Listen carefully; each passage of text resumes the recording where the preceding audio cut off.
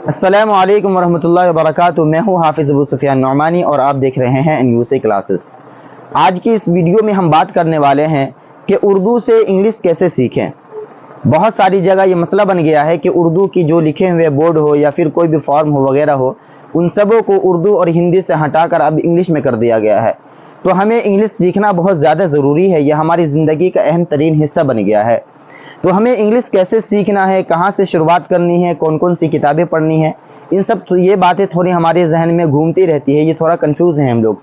तो आप लोगों को बता दूं कि अगर आप हमारे वीडियो देखते हैं और हमसे जुड़ रहे हैं तो मैं ये गारंटी देता हूं कि आपको कहीं जाने की कोई ज़रूरत नहीं है। बस आपको दो काम करना है।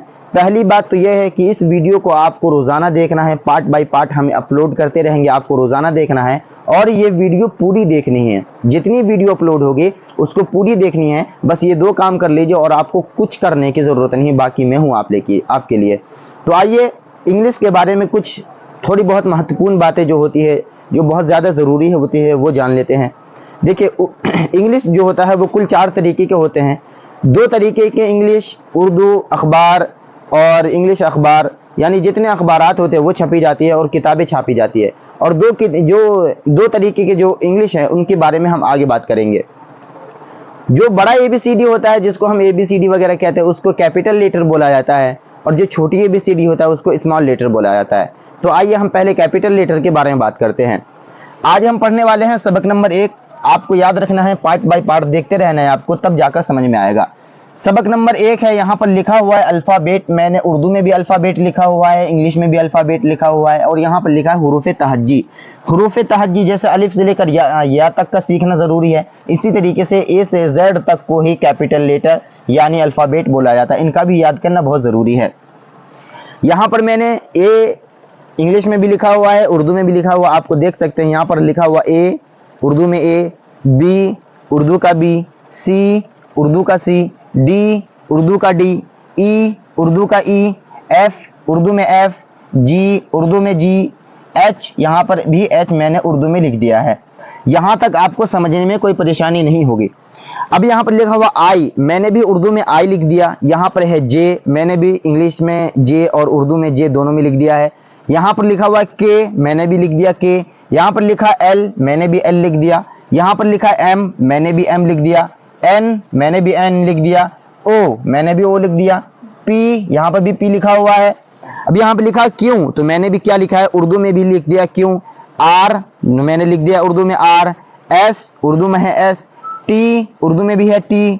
U, देखिए यहाँ पर भी लिखा हुआ U। V, यहाँ पे भी लिख दिया V। W, यहाँ पे भी लिख दिया है W। X, मैंने भी उर्दू में लिख दिया X। Y, मैंने भी उर्दू में Y लिख दिया है। Z, मैंने भी उर्दू में Z लिख दिया है। तो ये था अल्फ़ाबेट यानी कैपिटल लेटर। अल्फ़ाबेट था, लेकिन इसका कौन सा रवैया था, कैपिटल वाला रवैया था। यानी मैंने कैपिटल लेटर के बारे में अभी बात किया है। स्मॉल लेटर छोटी ABCD को कहा जाता है। तो इनके बारे में आगे वाले सबक में हम डिस्कस करने वाले हैं। तो आज मैंने क्या सिखाया आपको, A से लेकर Z तक यानी अल्फ़ाबेट। अल्फ़ाबेट जिसको उर्दू में हुरूफ़ तहज्जी कहा जाता है।